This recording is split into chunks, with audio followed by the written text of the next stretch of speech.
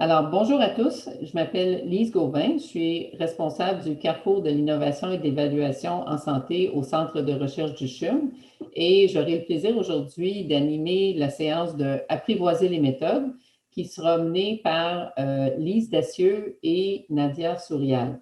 Je vous informe que cet événement est enregistré et sera disponible pour écoute en différé sur la chaîne YouTube du Centre de recherche du CHUM. Et puisque nous sommes une cinquantaine, j'aimerais ça vous encourager à utiliser le chat ou le clavardage pour poser vos questions. Je comprends qu'il y a une présentation d'une quarantaine de minutes qui sera réalisée par nos conférencières et ensuite il y aura une possibilité pour des échanges et des questions. Alors, pour dire quelques mots sur nos conférencières, comme vous pouvez le voir sur la diapositive, il s'agit de Lise Dacieux et Nadia Sourial. Lise, elle est sociologue de la santé et chercheuse postdoctorale ici au Centre de recherche du CHUM et elle est affiliée avec le département des sciences biomédicales de l'Université de Montréal. Nadia Sourial est professeure chercheuse adjointe au département de médecine de famille et de médecine d'urgence de l'Université de Montréal et chercheuse régulière ici au Centre de recherche du CHUM, affiliée également avec l'Axe Carrefour de l'innovation. Elles nous font une présentation qui est extrêmement pertinente sur les analyses de données qualitatives et ça s'intitule La rigueur du qualitatif, comprendre et valoriser le potentiel de la recherche qualitative. Lise et Nadia, à vous la parole. Merci, Lise. C'est un plaisir de voir aujourd'hui que vous êtes un si grand nombre pour nous écouter. Ça met un peu la pression de vraiment donner une vision intéressante, j'espère, pour vous de la recherche qualitative. Je vais commencer par, si j'arrive à faire passer les diapos, voilà. Donc, les méthodes qualitatives, qu'est-ce que c'est ? Souvent, on entend parler de cette approche-là sans savoir forcément à quoi ça réfère exactement. Alors, ce qu'il faut savoir, premièrement, c'est que ça réfère à une pluralité d'approches. On connaît souvent les entrevues semi-dirigées qui sont les plus utilisées en santé des populations, en santé en général, mais on a aussi énormément d'autres méthodes qualitatives, que ce soit les focus group, les observations participantes ou non participantes, dans le cadre d'études ethnographiques par exemple, ou encore des méthodes un peu plus originales et innovantes comme des méthodes basées sur l'art, la photographie, des méthodes participatives avec les personnes qui participent à nos recherches. Et c'est aussi une pluralité d'approches en termes de devis d'études. On peut faire des études de cas, des études exploratoires, évaluatives, etc. Et également en termes d'analyse de données aussi. Donc, qu'est-ce qui réunit finalement toutes ces approches qualitatives ? C'est bien souvent un objectif commun à la fois de comprendre et d'expliquer. Donc, comprendre comment et expliquer pourquoi. Donc, les recherches qualitatives, elles sont particulièrement pertinentes pour les questionnements de recherche qui vont commencer par ces termes-là, qui vont essayer de savoir le comment et le pourquoi. Donc, la compréhension et l'explication, déjà, c'est important de dire que ce sont des processus différents de ce qu'on va trouver en quantitatif, puisqu'on ne va pas chercher à expliquer par des associations de variables ou à connaître des grandes tendances, mais plutôt à avoir une documentation assez détaillée, assez fine des phénomènes à l'étude et de la façon dont ils fonctionnent. Donc, je vais maintenant laisser la parole à ma collègue qui va nous parler un petit peu du regard du quantitatif sur le qualitatif. Et donc, merci beaucoup, Lise. Donc, moi, je viens vers vous avec un processus d'apprentissage de qualitatif où, au tout début de ma carrière de chercheur avec un background en biostatistique, j'étais au début, en fait, très sceptique en termes de la rigueur que pouvait apporter une approche qualitative. En fait, j'ai vu une citation d'un sceptique qui dit The plural of anecdote is not data. Donc, l'idée qu'avoir plus qu'une personne qui parle de leurs expériences, de mettre ça ensemble, ça reste encore au niveau des anecdotes et qu'on ne pourrait pas nécessairement appeler ça des données. Donc, voici un exemple d'un sceptique potentiel. Donc, quelques questions qui pourraient venir à l'esprit de gens qui viennent de parcours quantitatifs quand on pense aux méthodes qualitatives. Bon, on peut vraiment une question que moi, je me suis posée au début et que je re-questionne Élise qui doit me réapprendre certaines choses souvent, c'est comment vraiment est-ce qu'on peut dire qu'on a de la saturation de données vraiment avec seulement 10 personnes dans notre étude? Est-ce qu'on peut vraiment être certaine qu'on n'a pas manqué des choses, qu'on n'a pas pris les bonnes personnes, on n'a pas questionné les bonnes personnes? Comment est-ce qu'on peut vraiment parler de saturation avec en arrière l'idée d'essayer de comparer ça à la puissance qu'on pense en termes quantitatifs? Donc ça, c'est une des questionnements qu'on pourrait avoir quand on vient d'une approche quantitative. Relié à ça, c'est l'histoire de comment on sélectionne les individus. Souvent, en qualitatif, les individus sont choisis de façon exprès par le chercheur pour aller chercher différentes perspectives, ainsi de suite. Un regard quantitatif dirait, mais ça, c'est clairement un biais de sélection. On n'est pas allé échantillonner de façon aléatoire ou de façon représentative. Aussi, dans la façon qu'on va analyser les données, on n'utilise pas des algorithmes avec des propriétés asymptotiques prouvées. On va avec des analyses qu'on peut penser subjectives, dans le sens que c'est le chercheur lui-même qui va décider des thèmes qu'il voit et tout ça. Donc, est-ce qu'on peut se questionner sur la rigueur, sur la subjectivité de cette approche à l'analyse? Et aussi, la grande question, c'est avec 10 personnes, avec des analyses subjectives, qu'est-ce qu'on peut aller faire de ces résultats? Est-ce qu'on peut parler de généralisabilité? Est-ce qu'on peut dire que nos résultats vont pouvoir être applicables dans d'autres contextes? Et une autre question, je me rappelle, j'avais même demandé ça à Lise, ça fait pas longtemps. Est-ce qu'on pourrait remplacer les entrevues qu'on fait par un sondage? Est-ce que finalement, les questions du guide d'entretien, on ne pourrait pas aller faire un échantillon plus large puis le faire par un sondage, par exemple? Est-ce qu'on ne serait pas mieux de le faire dans ce sens-là? Donc, qu'est-ce qu'en fait, on amène de plus en y allant par une approche qualitative? Très bien. Merci Nadia. Je trouve que c'est vraiment important d'avoir ce dialogue-là entre qualitatif et quantitatif. Puis j'espère, dans la suite de cette présentation, l'idée, c'est aussi de vous montrer comment donner des réponses qualitatives à ces questionnements-là et pas forcément entrer dans des réponses quantitatives. Puis oui, des fois, il vaut mieux faire un sondage quand les objectifs s'y prêtent mieux. Ça peut être déjà une chose de répondu. C'est vraiment l'objectif qui va entrer en compte. J'aimerais vous parler justement là maintenant de quelques malentendus qu'on entend souvent vis-à-vis de la recherche qualitative et qui peuvent créer certains défis pour les chercheurs et pour les étudiants aussi. Je ne sais pas s'il y a des étudiants dans l'audience, mais quand on essaye de se lancer un peu dans l'aventure du qualitatif, ça peut un peu faire peur parce qu'on rencontre quand même quelques défis et on va voir aussi comment y répondre. Donc, le premier dont Nadia a parlé en particulier, c'est l'échantillonnage. Donc, l'échantillonnage, comment décider du nombre de participants dans une recherche qualitative. Et donc, la plupart du temps, le nombre de participants est moins élevé qu'en quantitatif et ça peut souvent être vu comme une faiblesse par des chercheurs ou des chercheuses qui ne sont pas habitués à ce type d'approche. Alors qu'au contraire, les objectifs sont vraiment différents et ça peut avoir des conséquences assez concrètes, telles que le rejet tout simplement d'un article sous prétexte que la taille d'échantillon va être trop petite. Et donc, ça témoigne d'une certaine incompréhension de la logique qualitative par certains reviewers quantitatifs.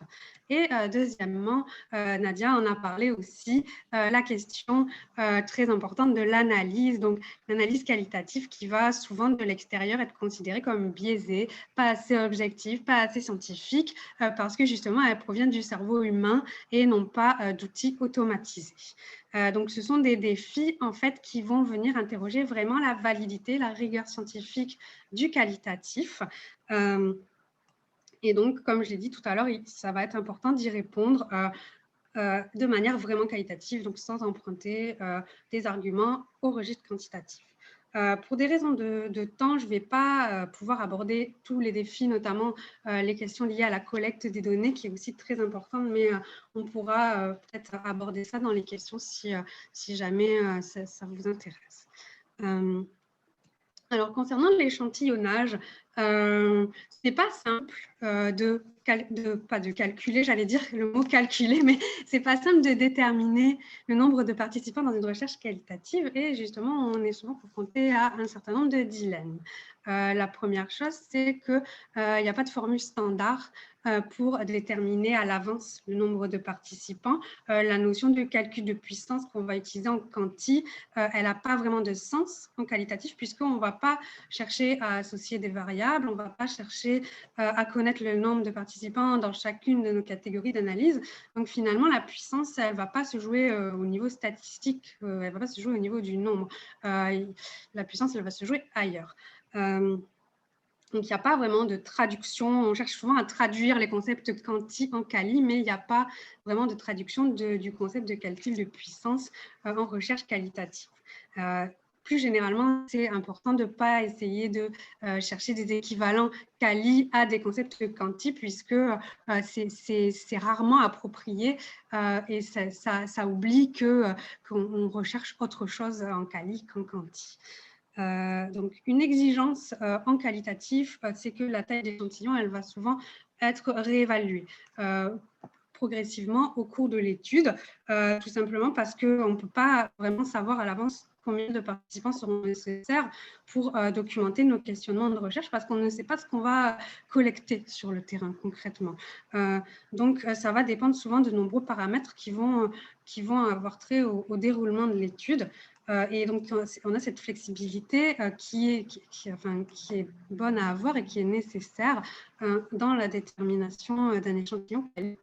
Mais la réalité, on rattrape souvent puisque pour des raisons de planification de la recherche, on va avoir souvent besoin de prédéterminer une taille approximative d'échantillons, notamment pour des calculs de budget, par exemple, ou le dépôt d'une demande de subvention, la rédaction d'un protocole, par exemple. Donc, on va devoir prévoir un estimé, on va dire, du nombre de participants.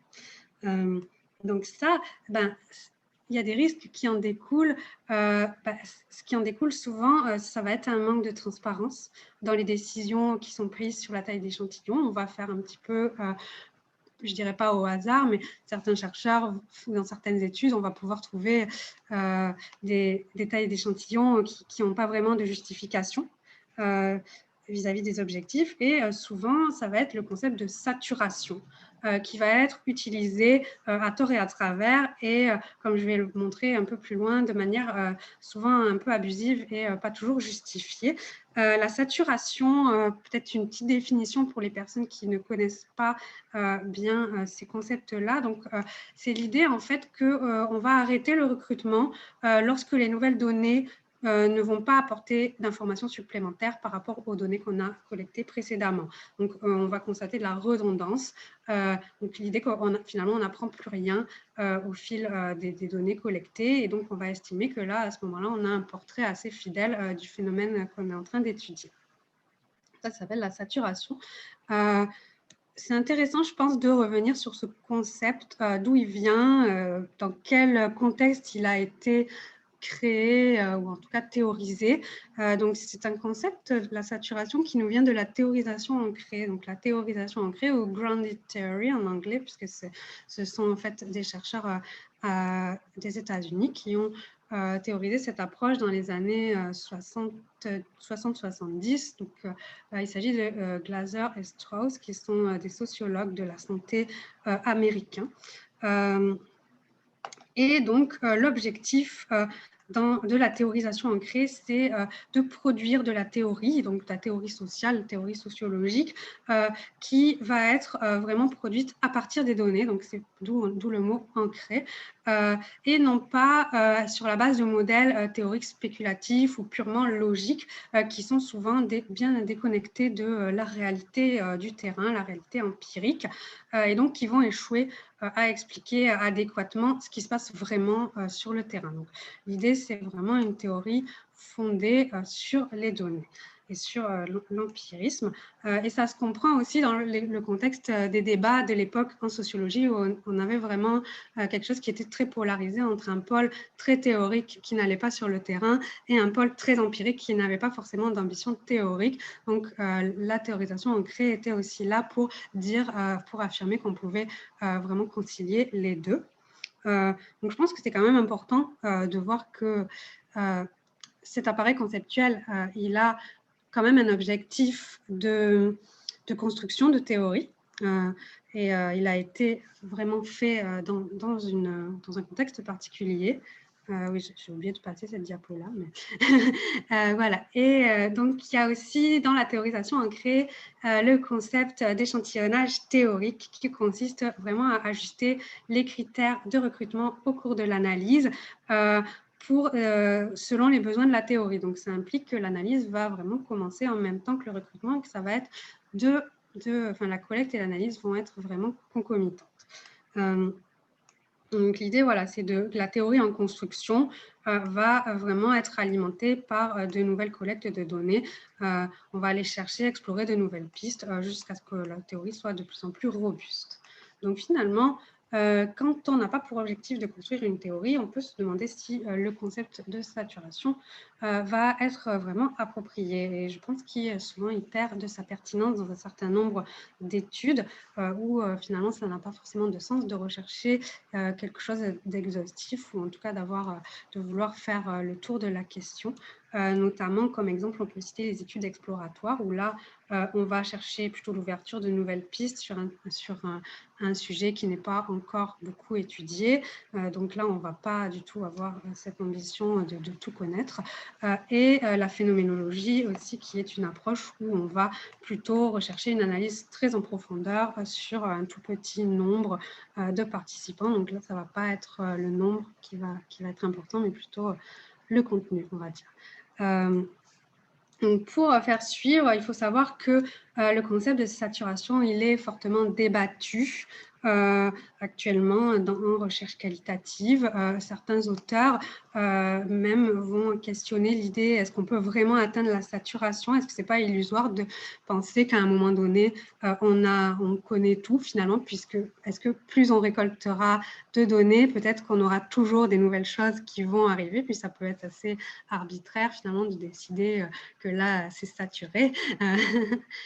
Et il y a également des défis de faisabilité qui sont assez conséquents lorsqu'on veut se réclamer de cette saturation-là. Ce n'est pas toujours possible. C'est souvent pas possible de faire l'analyse et la collecte de façon concomitante, ce qui est quand même une exigence importante pour évaluer la saturation progressivement. Parce que quelquefois, on a assez peu de temps pour collecter les données, ou ça va être par exemple une autre personne qui va faire les analyses, et donc on ne va pas avoir cette possibilité-là. Ou même, il peut y avoir aussi des barrières au recrutement. Si on recrute dans un service hospitalier où il y a 30 patients, on n'aura jamais plus de 30 patients, même si on estime que la question qu'on aurait pu collecter plus pour arriver à la saturation. Donc, il peut y avoir, de ce point de vue-là, quelques barrières.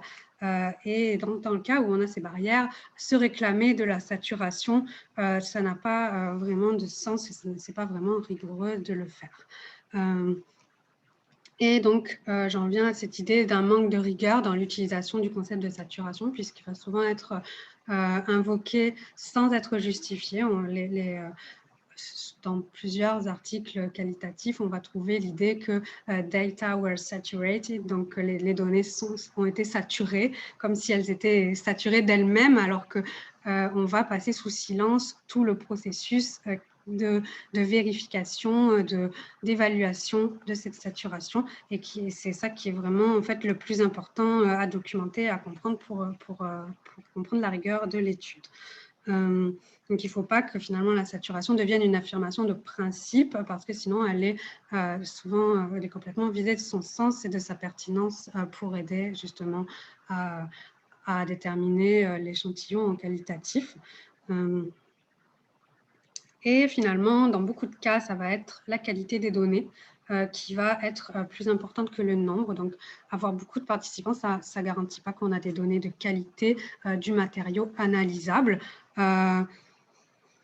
Parce que, voilà, pour les entrevues, par exemple, on peut aussi porter attention à la profondeur des propos qui sont tenus plutôt qu'au nombre, puisque souvent, ça va être la durée des entrevues qui va déterminer si on va avoir du contenu à analyser, puisqu'on travaille vraiment sur du texte, des entrevues transcrites. Donc ça va être finalement plus ça qui va être important. Et on peut avoir une centaine d'entrevues d'une minute chacune, où finalement, on va avoir très, très peu de choses à dire dessus. Et d'ailleurs, il y a même certains auteurs qui considèrent qu'avoir des échantillons trop grands, ça peut aussi empêcher de saisir toute cette nuance et toute cette complexité dans les données qualitatives, puisqu'il va s'agir après d'analyser et de synthétiser tous les contenus.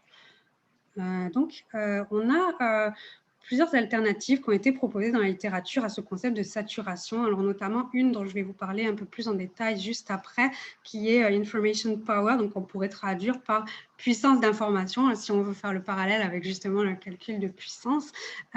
Donc, l'idée ici, c'est que plus les données ont de pouvoir informatif et moins on va avoir besoin de participants et vice-versa.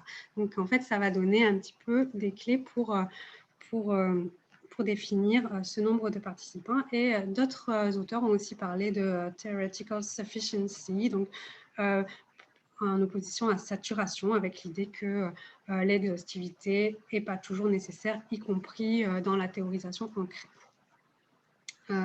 Donc, je vais vous détailler un petit peu le modèle d'information power qui me paraît assez intéressant à connaître. Alors, encore une fois, ça ne va pas être un mode d'emploi pour calculer le N, mais plutôt vraiment une série de questions, une série de paramètres à prendre en compte pour évaluer ces tailles d'échantillons en qualitatif et pour essayer d'évaluer justement combien de participants vont être nécessaires. Il faut toujours vraiment, ça repose vraiment sur l'idée que le but en qualitatif, c'est vraiment de collecter l'information qu'on cherche. Donc, la puissance, elle va se jouer vraiment au niveau de l'information. Donc, ça va vraiment... Là, je vous mets sur la diapo, c'est la figure qui est dans l'article en fait, de Malterid et ses collègues qui ont théorisé cette idée de information power. Donc, ça va dépendre de plusieurs paramètres. Donc, d'abord, l'objectif de la recherche.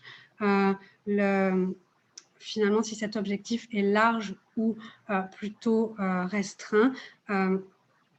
Donc, finalement, là, plus l'objectif va être large et plus on va avoir besoin de participants pour le documenter. Les auteurs donnent un exemple ici. Par exemple, l'autogestion d'une maladie chronique. Donc, comprendre comment les patients font de l'autogestion de leur maladie. Ça va être un objectif beaucoup plus large que comprendre comment les patients procèdent pour changer leur bandage. Donc, on peut considérer que pour le premier objectif, on va avoir besoin peut-être de plus de participants parce qu'il y aura peut-être plus de pratiques diversifiées et donc on va devoir documenter plus de choses. La spécificité, donc ici, ça renvoie à l'idée que est-ce que les caractéristiques des participants sont spécifiques à l'objectif de recherche ou est-ce qu'on va recruter dans un panel plus large de participants dont certains ne vont pas avoir les caractéristiques qui seront importantes pour notre étude. Donc ça va dépendre aussi du contexte et de où est-ce qu'on recrute. Et donc, si jamais l'échantillon est très spécifique, probablement qu'on va avoir une taille d'échantillon plus petite puisque ce sera déjà assez ciblé. Et la variation des expériences, je pense que c'est quelque chose d'important en recherche qualitative parce que c'est aussi ça qui va donner un pouvoir d'information, d'avoir des participants avec des expériences variées. Ça permet justement d'être dans une palette plus large, d'avoir accès à une palette plus large de comportements ou d'expériences, mais ça va probablement nécessiter un plus grand nombre de participants. La question de la théorie, donc là, c'est tout simplement, est-ce qu'il y a des choses qui ont été faites avant sur le sujet? Est-ce qu'il est déjà bien balisé? Si jamais on doit vraiment partir de zéro, probablement que là, l'étude va nécessiter un plus grand nombre de participants pour avoir des conclusions un peu plus robustes, un peu plus solides. Le dialogue, donc là, c'est ce dont je parlais brièvement tout à l'heure, la qualité de la relation. Alors là, c'est plutôt pour les entrevues, mais ça peut peut-être s'appliquer aussi à d'autres méthodes. Mais la qualité de la relation d'enquête entre le participant et l'intervieweur va être importante pour recueillir du contenu analysable est-ce que les participants, par exemple, ont fait des réponses courtes, des réponses longues et détaillées? Donc, ça va vraiment déterminer le matériau qu'on va collecter.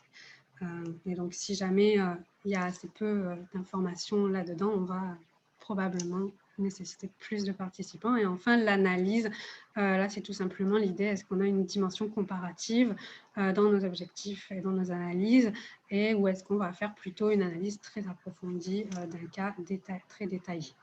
Donc, je pense que toutes ces questions-là, en fait, ça ouvre aussi vers ce que disait Nadia au début, la question de la représentativité, de la généralisabilité du qualitatif. Finalement, de quoi un échantillon qualitatif est-il représentatif? Alors, c'est une question que je trouve vraiment très complexe et là, je ne vais pas la développer vraiment en détail. Mais je pense que ce qu'il faut bien comprendre, c'est qu'elle est débattue en recherche qualitative. La réponse qui va être faite à cette question de la représentativité, ça ne va pas être la même selon dans quel type de recherche qualitative on se situe. Pour certains types de recherche, ça ne va pas du tout être un objectif d'être représentatif ou d'être généralisable. Et pour d'autres, ça va être central, comme par exemple dans la théorisation ancrée. Je pense que là, on a vraiment un objectif de monter en généralité qui est très fort. Et souvent, le mot qu'on va utiliser, c'est l'idée de transférabilité. Donc, l'idée que les recherches qualitatives, les résultats qualitatifs seraient plutôt transférables vers d'autres domaines que généralisables à la totalité de la population. Alors, pour moi qui viens de la sociologie, par exemple, on utilisait le terme de généralisation peut-être pour désigner cette idée-là de transférabilité. Donc, je pense encore là qu'il y a aussi une diversité d'approches à tenir compte. Et je pense que ce qui est important à valoriser en qualitatif et que pour moi, on peut beaucoup moins faire en quantitatif, c'est on va pouvoir vraiment documenter des logiques transversales qui ne sont finalement pas propres à notre sujet de recherche. Et pour moi, c'est là que se situe la montée en généralité ou la transférabilité du qualitatif. Je peux vous donner un rapide exemple de ma recherche de doctorat que j'ai terminée donc en France en 2015 et qui étudiait en fait la prise en charge des usagers de drogue en médecine familiale. Et pour ce projet-là, j'ai étudié comment les médecins choisissent quels patients ils vont suivre et quels patients ils vont refuser, sur quels critères ils se basent. Et finalement, donc j'ai appelé ça les logiques de triage ou de tri des patients. Et c'est quelque chose qu'on va retrouver dans énormément de domaines, à la fois dans la médecine et au-delà. Donc, mes analyses, finalement, mes résultats vont être utiles à des chercheurs qui travaillent sur un tout autre domaine qui n'a absolument rien à voir avec mon sujet de départ. Donc, je trouve que c'est aussi à ce niveau-là que va se situer la possibilité d'avoir des énoncés à portée plus générale. Alors, j'en viens tout de suite à l'analyse. Là, ça va être plus rapide sur la question centrale de la subjectivité. Donc, souvent, du point de vue d'un chercheur ou d'une chercheuse quanti, la subjectivité, ça va être un biais à éliminer. Mais pour beaucoup de chercheurs qualitatifs, y compris des chercheurs qui ont théoriser des méthodes d'analyse comme l'analyse thématique, la subjectivité, ça va plutôt être vu comme une force qui est forcément inhérente à toute analyse qualitative. Donc, ouais, voilà, la littérature, elle s'accorde quand même pour dire que ce n'est pas un biais, puisque voilà, l'analyse va vraiment reposer en premier lieu sur l'interprétation des données. Il y a les auteurs Brown et Clark et leurs collègues qui ont mis au point la méthode d'analyse thématique réflexive, considèrent qu'il faut énormément de créativité et que voilà, la créativité, c'est quelque chose de central dans l'analyse qualitative, donc elle est valorisée. Et il y a cette notion-là donc de réflexivité qui est très importante, qui est cruciale pour identifier nos prénotions, donc nos idées préconçues vis-à-vis des données.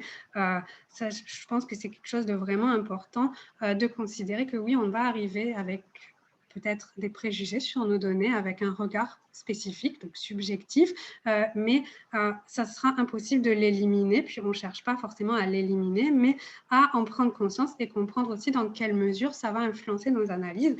Et c'est pour ça que c'est très important, je pense, que plusieurs personnes soient impliquées dans les analyses qualitatives. Donc, c'est très bien d'avoir des études, des équipes interdisciplinaires avec des backgrounds différents qui vont enrichir cette interprétation. Et l'implication de plusieurs analystes, c'est vraiment pas du tout dans l'idée de supprimer la subjectivité, mais plutôt de concilier plusieurs subjectivités et donc voilà, d'avoir une perspective beaucoup plus enrichie, puisque chaque analyste va apporter sa propre pierre à l'édifice. Et c'est vraiment cette conjonction qui va aider à mieux comprendre des phénomènes qui sont complexes. Donc, on ne va pas rechercher la concordance. Souvent, par exemple, pour justifier la rigueur, on va parler de concordance, mais là, on est encore, je pense, dans un paradigme quanti ou de recodage, par exemple, de variables, etc., où on va chercher la concordance, mais en qualitatif, c'est souvent dans les discordances, c'est souvent ces discordances-là qui vont nous faire avancer, qui vont nous faire voir les données avec un nouveau regard et donc vraiment complexifier l'analyse et l'enrichir. Et oui, par rapport au codage, je voulais juste simplement dire que ce n'est pas forcément l'étape essentielle de l'analyse. L'analyse, elle se fait ailleurs, elle se fait souvent dans les idées qu'on va développer à partir de nos données et dans aussi la comparaison qu'on peut faire, les liens entre différentes données, mais pas forcément dans le codage. Pour terminer sur cette idée d'analyse, j'aimerais déconstruire une idée qui est très, très ancrée, une représentation qui a un peu la peau dure, selon laquelle les thèmes, si on fait de l'analyse thématique, les thèmes émergeraient des données de façon complètement indépendante des analystes. Donc, il faut bien prendre conscience que les thèmes, ils n'émergent pas, mais ils sont développés par les chercheurs, ils sont construits au cours de ce processus d'interprétation et c'est finalement assez naïf de penser qu'ils existeraient déjà en dehors.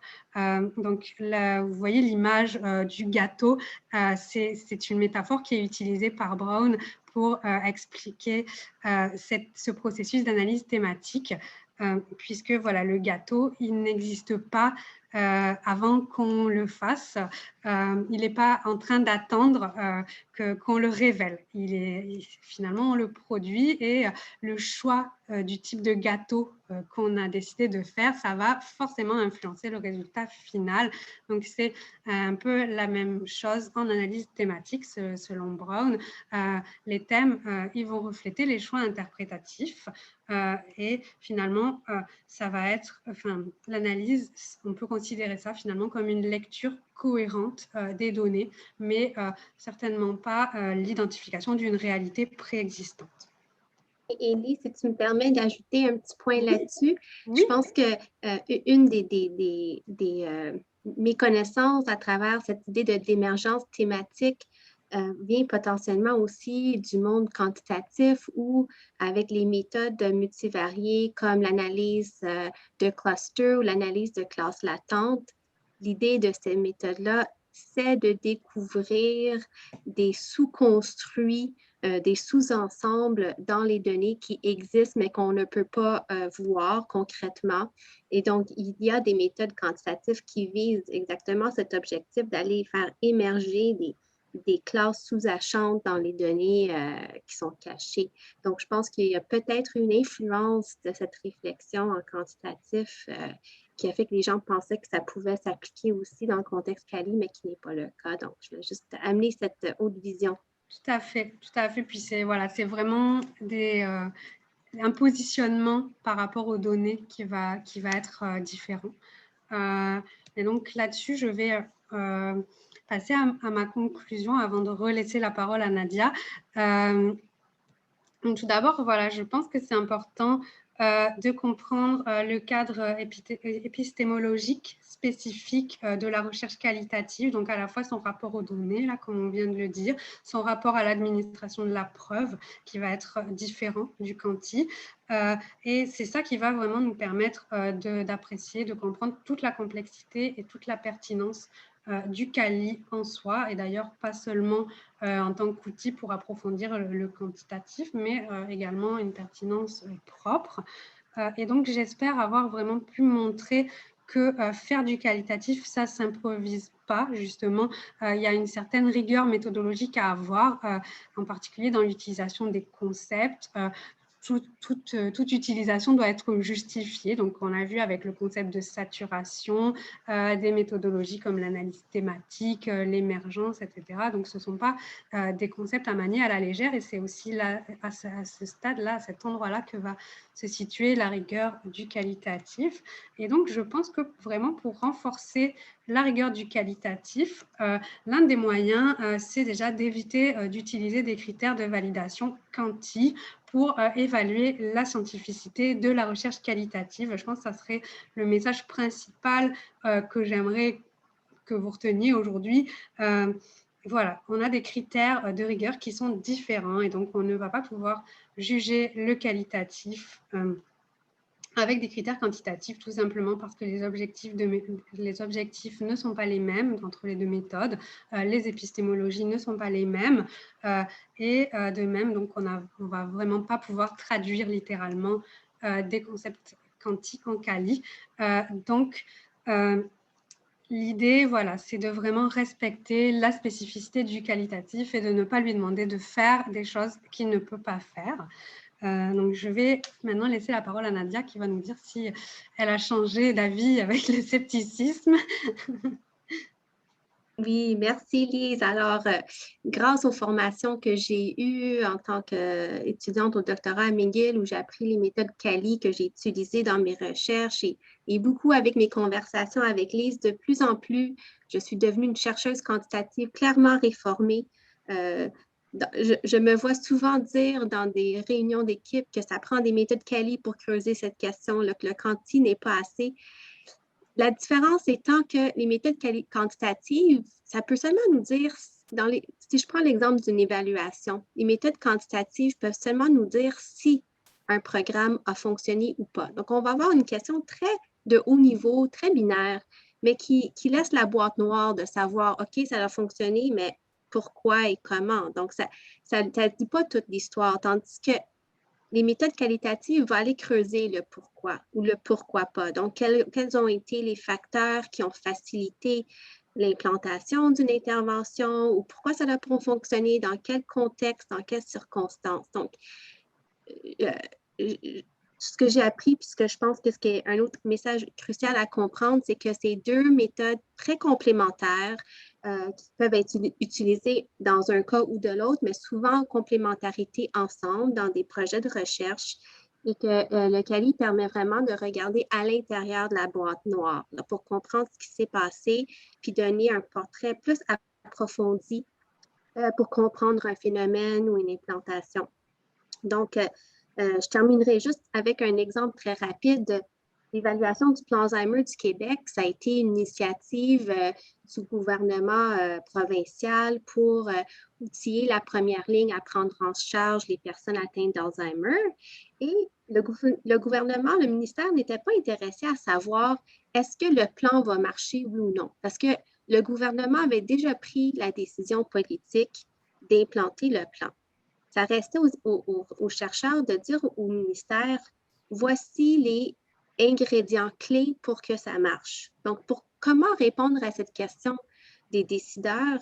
Bien, c'était vraiment par des méthodes qualitatives sur le terrain qui sont allées découvrir quels sont les ingrédients favorables au succès d'une telle initiative. Et c'était vraiment un exemple clé où le quanti n'avait clairement que démontré une augmentation de la qualité des soins, mais qui n'a pas pu répondre à la question du ministère qui est OK, qu'est-ce qu'on a appris, puis qu'est-ce qu'on doit faire pour renforcer la suite des choses et où est-ce qu'on doit aller mettre nos énergies. Donc, juste pour dire à quel point je vois de façon très, très riche et complémentaire ces méthodes et que j'encourage tout le monde à avoir un regard très ouvert à toutes ces méthodes-là.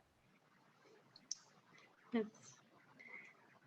Mais donc là, ce sera le mot de la fin. Pour terminer, voici les références qui ont été citées, puis d'autres références importantes, je pense, autour de ces débats sur la recherche qualitative. Vous pouvez m'écrire si vous avez besoin d'en savoir plus. Si je vous conseillais un seul de ces articles, ce serait celui de Varpio, qui va vraiment revenir sur ces idées d'émergence, de saturation et d'autres concepts, et essayer de vraiment comprendre, baliser un petit peu le contexte d'utilisation. Donc, je vous remercie et puis j'ai hâte, je pense qu'on a hâte toutes les deux de connaître vos questions, vos commentaires. Alors, merci pour cette présentation qui a permis de démystifier certaines des choses qui étaient dites autour des méthodes qualitatives. Alors, pour tout le monde qui sont en ligne, je vous invite à utiliser le chat ou le clavardage qui est dans le bas de votre écran habituellement pour poser vos questions. Alors, dans un premier temps, il y a Anaïs Lacasse qui mentionne que la présentation est très intéressante mais qu'elle devait quitter. Alors, un merci à vous deux. Mais on a une question de Kadika. Est-ce que vous pouvez revenir sur les notions d'analyse inductive et déductive en quali? Merci pour cette présentation très intéressante. Donc, peut-être de distinguer les analyses inductives et déductives, comment elles diffèrent, comment elles se ressemblent et comment on peut peut-être les mettre ensemble les deux. Mm-hmm. Oui, vaste question encore qui demanderait, je pense, une présentation complète là, mais oui, c'est vrai qu'on a ces deux approches. Inductif, ça va être vraiment l'idée qu'on va arriver sans aucune idée préconçue sur les données, donc on va pas forcément lire la littérature avant, puis on va aller sur le terrain et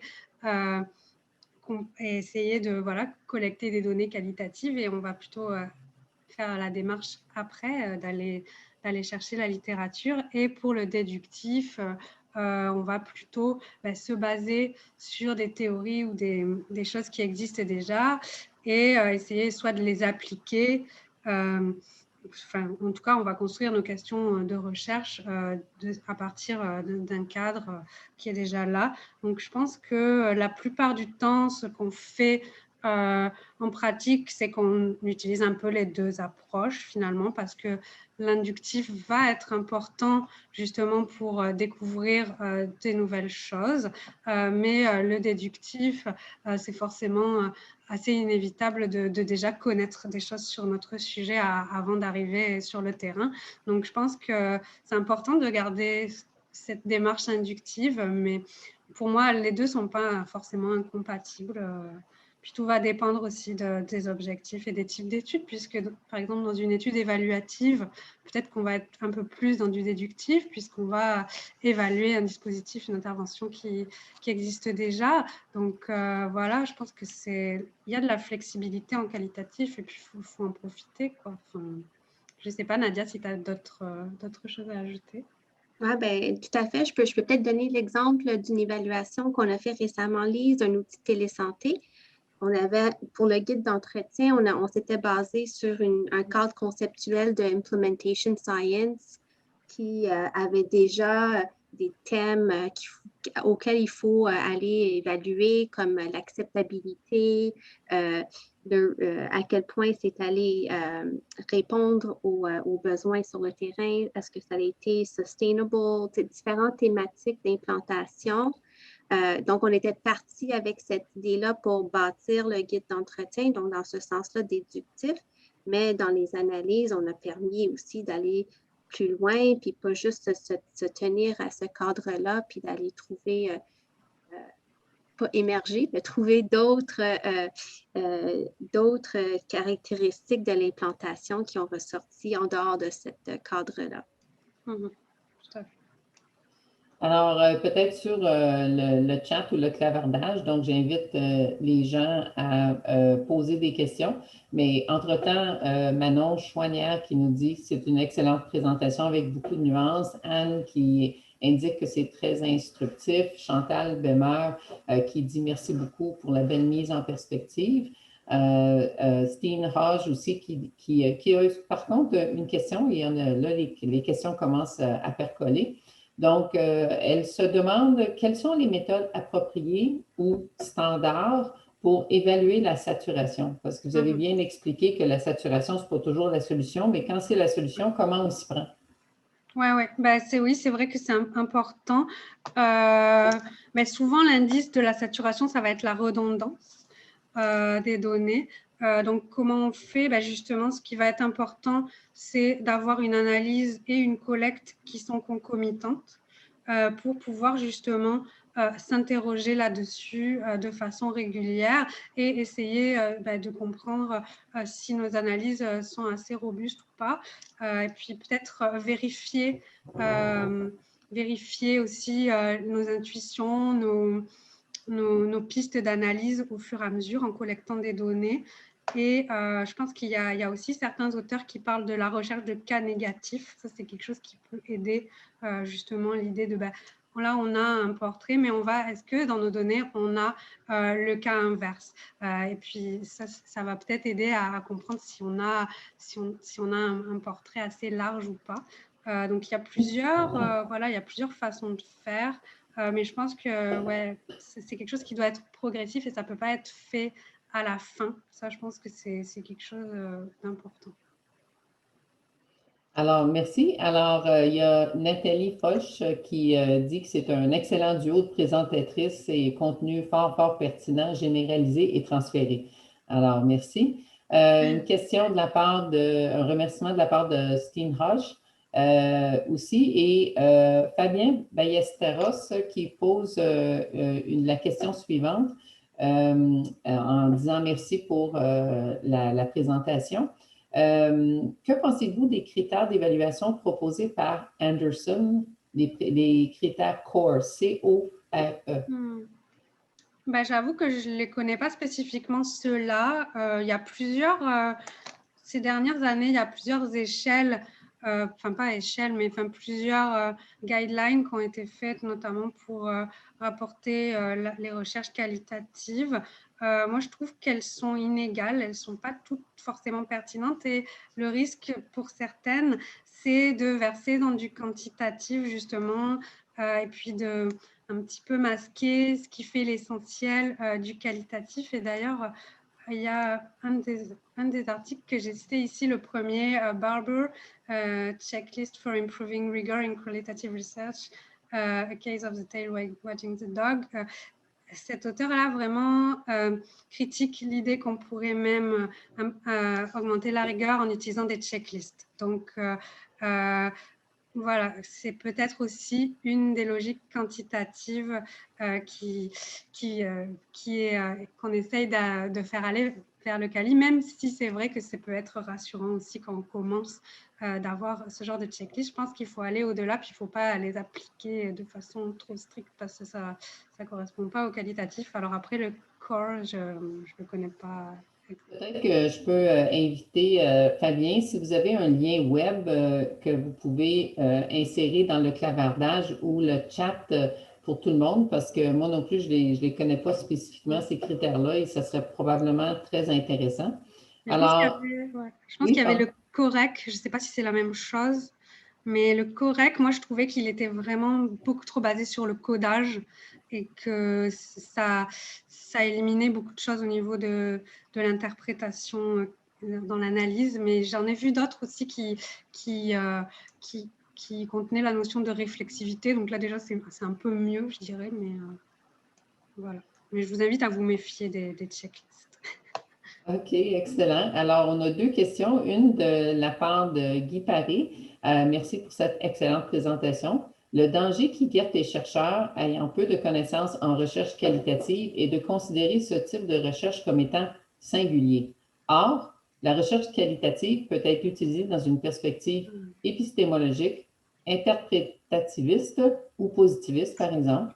Le codage et la validité de celui-ci jouera un rôle prépondérant dans le cadre d'une étude déductive visant à tester certaines propositions théoriques, voire des hypothèses formelles. Réaction, Lise. Oui, oui, le codage, je ne suis pas certaine. Il faudrait qu'on voit si on définit ce terme de la même manière. Mais oui, au niveau interprétatif ou positiviste, c'est vraiment intéressant ce débat-là. Mais je pense que si vous voulez pas que ça prenne toute l'après-midi, on va peut-être pas entrer là-dedans. Mais oui, c'est vrai que quand on a une attitude positiviste vis-à-vis des données, on peut aussi défendre des choses différentes, mais je pense que l'attitude positiviste, elle n'est pas majoritaire en recherche qualitative. Merci. Alors, je me permets de mentionner que merci, Fabien, d'avoir mis le lien dans le clavardage. Donc, c'est core.ac.uk. Alors, merci. Et donc, on va prendre connaissance de ça. Maintenant, on a une question de Alphonse Pomp. Merci pour la belle présentation. Y a-t-il des recherches sur l'utilisation de l'IA dans l'analyse qualitative? Et je me permets peut-être de rajouter un commentaire pour permettre à Lise de réfléchir à ça. Il y a quelques semaines, j'ai suivi un cours sur ce qu'on appelle Quantitative Text Analysis, où on montre la bascule qu'il doit y avoir entre les analyses qualitatives telles que décrites par Lise et utiliser la puissance des méthodes de traitement naturel du langage.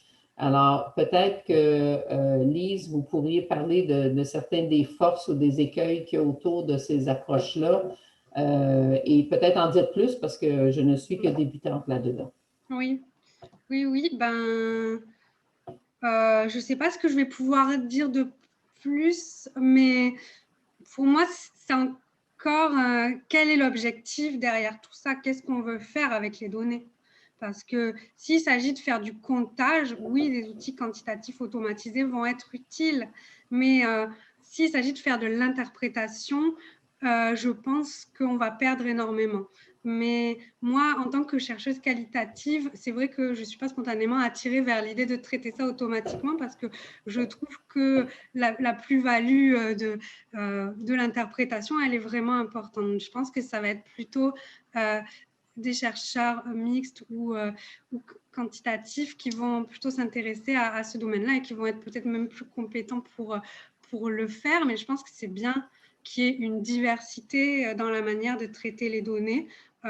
C'est toujours plus riche si on a plusieurs manières. Alors après, moi, je ne pense pas qu'il faut que ça remplace la recherche qualitative. Là, ça serait, je trouve, quand même une énorme perte et peut-être une illusion de standardisation, alors que finalement, on ferait autre chose que ce qu'on fait avec le qualitatif.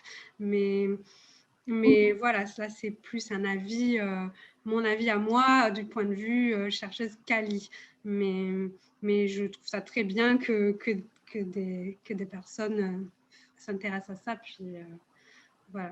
Je pourrais rajouter sur Lise que c'est la même chose pour l'analyse quantitative. En fait, je pense qu'il y a un important rôle que l'intelligence artificielle peut amener dans nos recherches, mais que ça reste, que ce n'est pas la baguette magique. Exactement. Et que même en quantitatif, il faut avoir une pensée conceptuelle forte au départ. Il faut avoir a priori nos hypothèses, le but de la recherche pour pouvoir bien interpréter les données puis savoir quelles sont leurs limites, quels sont les enjeux qu'ils peuvent avoir en termes de biais, en termes de représentativité, tout ça. Donc, je pense que l'intelligence artificielle et le quali, je pense qu'on est vraiment peut-être au début d'une explosion de nouvelles méthodes qui vont s'ajouter. Puis je pense qu'il y a vraiment un rôle à jouer que les chercheurs de santé, quali et quanti, s'allient avec des ingénieurs en intelligence artificielle que eux resteraient focusés sur les méthodes, mais sans comprendre tous les enjeux au niveau de la question de recherche et de l'application. Donc, un mariage des deux mondes est très important, mais d'aller tirer le mieux des deux, là, je pense qu'il y a un fort potentiel. Il faut juste être sûr qu'on s'y méfie aussi dans ce nouveau monde dans lequel on s'embarque. Excellent. Il est presque 13 heures, donc notre heure est presque terminée. Je vois qu'il y a Caroline Wong qui mentionne aussi merci beaucoup pour la belle présentation et qui indique que c'était très instructif. Alors, sur ce, je vais vous dire un très grand merci pour avoir abordé ces enjeux qui sont des enjeux importants dans la recherche que nous réalisons. Et je rappelle à toutes les participantes et tous les participants que nous avons enregistré cette séance et qu'elle sera disponible très prochainement sur le site YouTube du Centre de recherche du CHUM et très certainement au fur et à mesure de l'évolution des méthodes qualitatives et des méthodes d'intelligence artificielle, on va certainement faire d'autres séances de ce type dans le futur. Alors, merci beaucoup et bonne fin de journée. Au revoir.